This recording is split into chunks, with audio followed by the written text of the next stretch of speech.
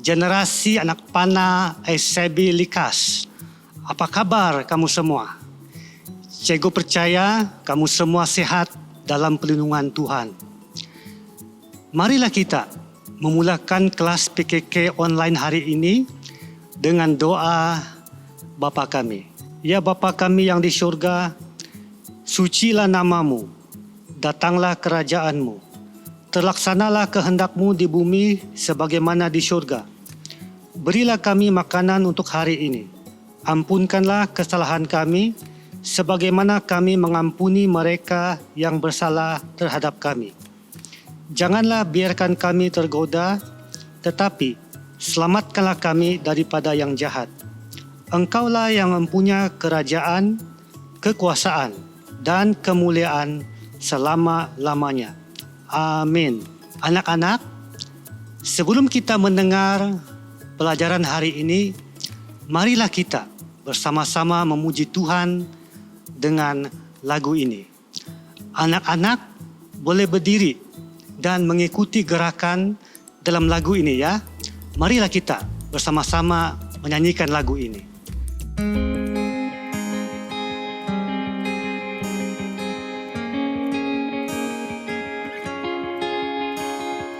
Hush-a-bye, baby, in your reed boat. Down by the bank you bob and you float. Sleep and be safe and know as you do, your God and your sister watch over you. Pharaoh had made God's people his slaves. Still they grew strong and still they grew brave. Fearful they'd rise, rebel and destroy. He ordered the death of each baby boy. One Hebrew mom came up with a plan to guard and to save her own little man. She built him a tiny bulrushes boat, caked it in tar to make the thing float. Hush-a-bye, baby, in your reed boat. Down by the bank you bob and you float. Sleep and be safe and know as you do, your God and your sister watch over you. Into the boat a baby boy went, following that his sister was sent to watch and to care for all of his needs. Hidden among the Nile River reeds. Then Pharaoh's daughter went for a bath, heard something crying well up the path. Looked in the river, that's where she spied the little reed boat with baby inside. Hush-a-bye, baby, in your reed boat. Down by the bank you bob and you float. Hush-a-bye. Sleep and be safe and know as you do, your God and your sister watch over you. Bring him to me, she ordered her maid. Into her arms the baby was laid. A Hebrew she said, then kindly she smiled. I'll raise him as my own dear little child. A nursemaid she said, is what this child needs. And that's when his sister rose from the reeds. I know a woman, the girl volunteered. She'll do a great job, she's living near here. A mother was paid to feed her own son, then gave him right back when nursing was done. His name will be Moses, announced Pharaoh's daughter. The baby I pulled up out of the water. Hush-a-bye, baby, in your reed boat. Hush-a-bye. By the bank you bob and you float. Hush-a-bye. Sleep and be safe and know as you do, your God and your sister watch over you. Hush-a-bye, baby, in your reed boat. Down by the bank you bob and you float. Sleep and be safe, and know as you do, your God and your sister watch over you.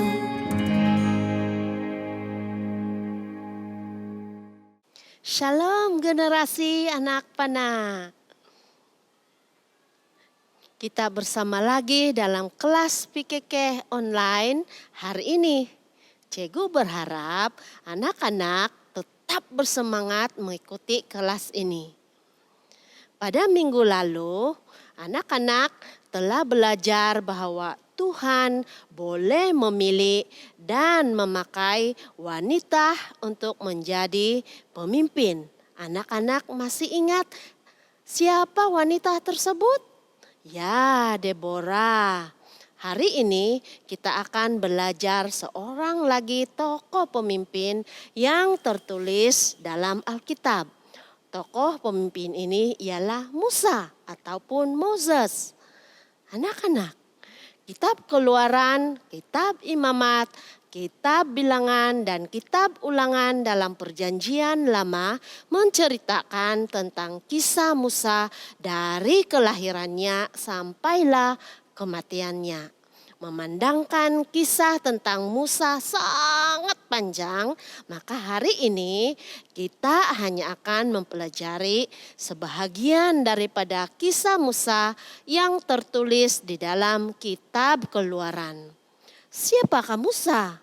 Siapa yang melantik dia menjadi pemimpin? Dan apa tugas dia sebagai pemimpin? Nah, anak-anak, kalau kamu mau tahu siapa itu Musa, kita perlu imbas kembali tokoh pemimpin yang Cikgu ceritakan 2 minggu yang lalu. Anak-anak masih ingat siapa tokoh pemimpin tersebut? Ya, Yusuf ataupun Joseph. Yusuf telah menjadi gubernur kerajaan Mesir dan menyelamatkan orang Mesir, kaum keluarganya, serta orang dari seluruh dunia daripada musibah kebuluran. Kitab Keluaran bab 1 menceritakan bahwa sesudah Yusuf dan saudara-saudaranya meninggal dunia dan keturunan mereka bertambah banyak sehingga memenuhi negeri Mesir, maka bangkitlah seorang raja Mesir yang baru yang tidak mengenali Yusuf. Raja yang baru ini tidak suka dengan orang Israel yang sangat banyak itu. Lalu orang Mesir mula menindas orang Israel dengan kerja paksa yang berat.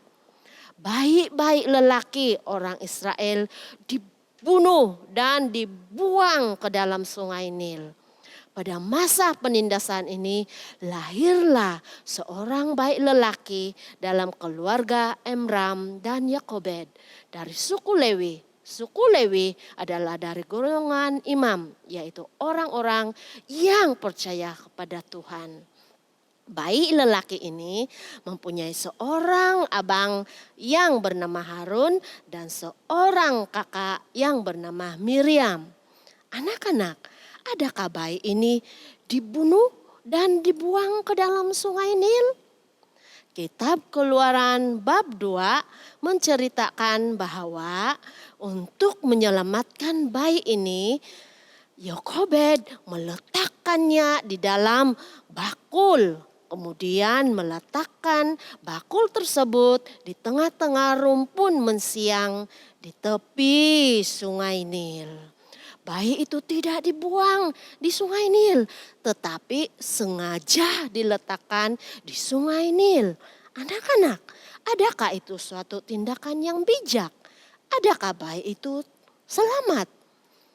Mari kita baca dalam kitab Keluaran bab 2 ayat 5 hingga 10. Kemudian datanglah putri Firaun untuk mandi di sungai Nil. Sementara para dayangnya berjalan menelusur di tepi sungai. Terlihatlah dia, bakul yang berada di tengah-tengah rumpun mensiang itu. Lalu disuruhnya para hamba perempuannya pergi mengambil bakul itu. Apabila dibukanya bakul itu, kelihatanlah bayi itu. Bayi itu pula sedang menangis.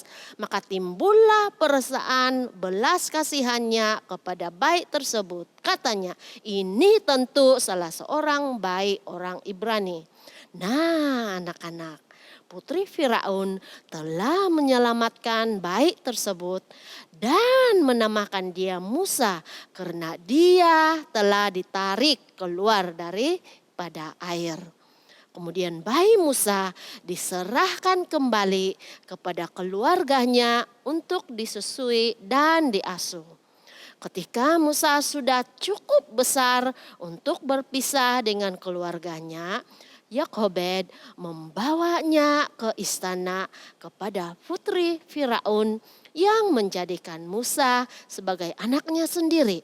Ini bermakna bila dewasa nanti Musa akan menjadi seorang pemimpin di Mesir. Musa dididik sebagai putra raja di istana Firaun sehingga dia menjadi seorang yang berpengetahuan dalam pelbagai ilmu orang Mesir. Walaupun Musa tinggal di istana, namun dia tidak pernah melupakan saudara sebangsanya yang sedang menderita ditindas oleh orang Mesir. Anak-anak, adakah orang Israel mau menerima Musa sebagai pemimpin mereka? Dalam Keluaran bab 2 ayat 11 hingga 15 menyatakan bahwa ketika Musa dewasa, dia keluar melawat saudara sebangsanya dan melihat bagaimana mereka ditindas sebagai buruh paksa. Ketika Musa melihat seorang Mesir membunuh seorang Israel, Musa membunuh orang Mesir itu.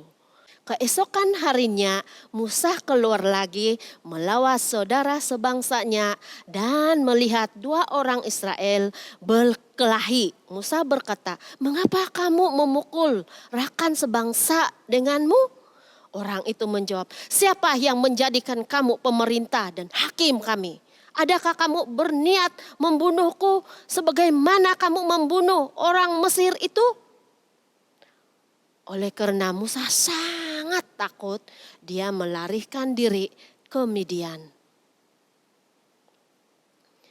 Di Midian, Musa bertemu dengan keluarga Yitro. Musa menikah dengan anak perempuan Yitro dan menggembalakan kawanan domba kepunyaan Yitro selama 40 tahun. Anak-anak, walaupun pekerjaan Musa sebagai gembala ternakan sangat susah, tetapi pengalaman itu menjadikan Musa seorang yang berpengetahuan tentang kehidupan di padang gurun, di lembah yang curam, serta di pergunungan. Dalam tempo itu, Raja Mesir yang mau membunuh Musa sudah meninggal. Tetapi bangsa Israel di Mesir masih mengalami penindasan yang teruk. Maka berseru-serulah mereka kepada Tuhan. Tuhan mendengar seruan mereka dan Tuhan tahu keadaan mereka. Dalam kitab Keluaran bab 3 mencatatkan bahwa Musa membawa ternakan domba Yitro sampai ke Gunung Sinai. Gunung ini juga dikenal sebagai Gunung Horeb, Gunung Allah. Di gunung ini Tuhan menampakkan dirinya kepada Musa dalam api yang menyala-nyala di tengah rumpun belukar. Dari tengah-tengah belukar itu Tuhan berfirman kepada Musa, "Aku telah menyaksikan penindasan umatku di Mesir dan mendengar rintihan mereka. Aku tahu tentang keperitan yang dialami mereka.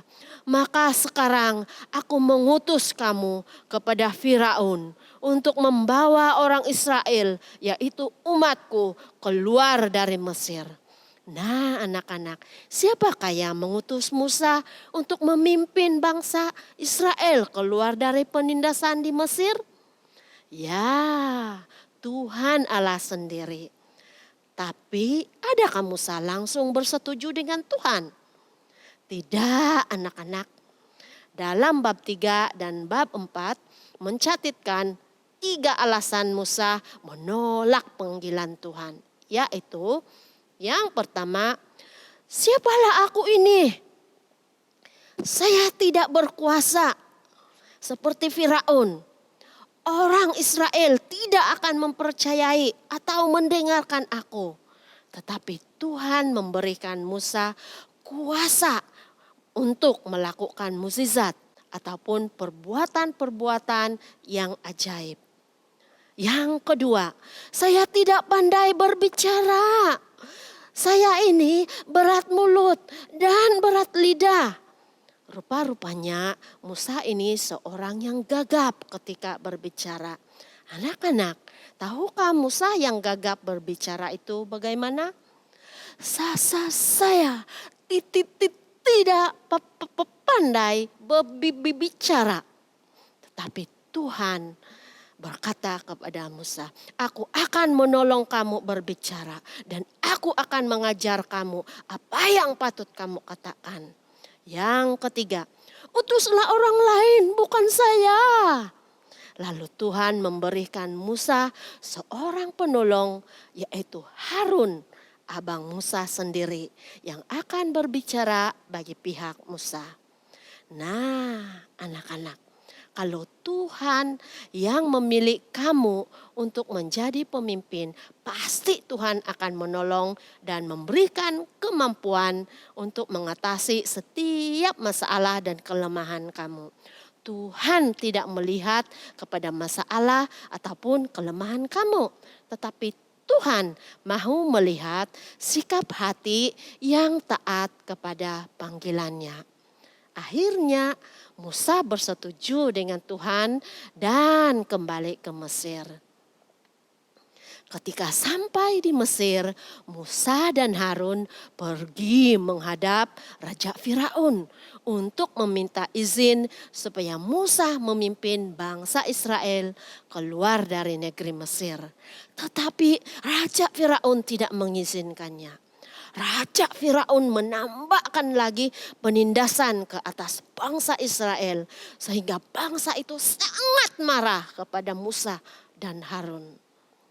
Kedegilan dan kekerasan hati Raja Firaun yang berulang-ulang tidak mengizinkan bangsa Israel keluar dari Mesir menyebabkan Tuhan menyatakan kuasanya melalui Musa dan Harun dengan mendatangkan 10 tulah ataupun hukuman ke atas orang-orang Mesir.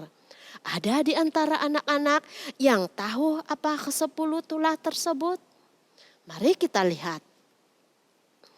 Air menjadi darah, katak, agas, lalat, penyakit sampar, bisul, hujan batu, serangan belalang juta, kegelapan, dan kematian anak sulung. Kesemua tulah ini telah terjadi di seluruh tanah Mesir ke atas semua orang Mesir kecuali di kediaman bangsa Israel. Pelindungan Tuhan ke atas bangsa Israel daripada tulah-tulah ini menjadi bukti kepada Raja Firaun, orang Mesir, serta orang Israel sendiri bahwa Tuhanlah yang benar-benar memilih dan mengutus Musa untuk memimpin bangsa Israel keluar dari tanah Mesir. Setelah tulah yang ke-10 terjadi, akhirnya Raja Firaun serta orang-orang Mesir memaksa bangsa Israel keluar cepat-cepat dari negeri mereka. Tanpa berlengah-lengah, Musa memimpin kira-kira 2 juta orang Israel keluar dari perhambaan di Mesir. Tuhan menyertai, melindungi bangsa itu melalui padang gurun dan menyeberangi laut dengan tiang awan pada waktu siang dan tiang api pada waktu malam untuk menuju ke negeri yang Tuhan janjikan. Tuhan juga memberi mereka roti mana pada setiap pagi dan burung puyuh pada setiap petang, sehingga bangsa Israel sentiasa ada makanan. Setelah Musa memimpin bangsa Israel mengembara di padang gurun selama 40 tahun, akhirnya bangsa itu sampai ke dataran Moab, yaitu sempadan untuk masuk ke negeri yang Tuhan janjikan, yaitu tanah Kanaan. Tuhan memperlihatkan kepada Musa seluruh tanah Kanaan. Musa meninggal di tanah Moab ketika berumur 120 tahun. Kitab Ulangan bab 34 mencatatkan bahwa Tuhan sendirilah yang telah menguburkan Musa di tanah Moab. Nah, generasi anak panah, melalui kisah hidup Musa yang kita pelajari hari ini, anak-anak dapat mempelajari bahwa tokoh pemimpin yang Tuhan pilih tidak semestinya seorang yang memiliki kehidupan yang senang dan mudah. Kadang-kadang Tuhan memilih orang yang telah mengalami kehidupan yang susah dan cobaan dalam hidupnya, sehingga orang itu dapat membantu orang lain yang mengalami berbagai kesusahan dalam hidup mereka. Sekalipun orang itu mempunyai kekurangan dan kelemahan, tetapi Tuhan pasti akan memberi kemampuan serta kekuatan apabila orang itu bersedia untuk belajar dari kekurangan dan kelemahannya, serta percaya kepada Tuhan dengan sungguh-sungguh. Anak-anak, apakah anak-anak mau menjadi pemimpin yang dipilih oleh Tuhan? Selepas kelas ini, jangan lupa melakukan tanya-tanya firman bersama ibu bapak ya. Mari kita berdoa. Bapa di surga, kami bersyukur kami dapat mempelajari seorang lagi tokoh pemimpin yang Tuhan pakai di dalam Alkitab. Kami bersyukur karena kami dapat mengetahui bahwa Tuhan memilih pemimpin yang taat kepada panggilan Tuhan, walaupun pemimpin tersebut adalah orang yang sederhana dan tidak terkenal, tetapi apabila orang itu mengatakan, "Ya Tuhan, ini aku, pakailah aku," Tuhan akan memakai orang itu. Tolong kami ya Tuhan, supaya kami juga memiliki hati yang siap dipakai oleh Tuhan untuk menjadi seorang pemimpin yang dipilih oleh Tuhan. Dalam nama Tuhan Yesus kami sudah berdoa. Amin. Bye dan jumpa lagi.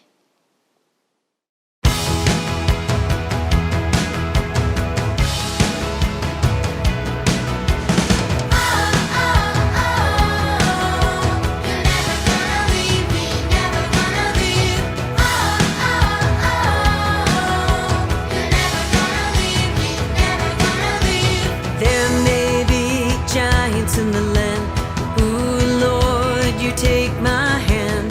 There may be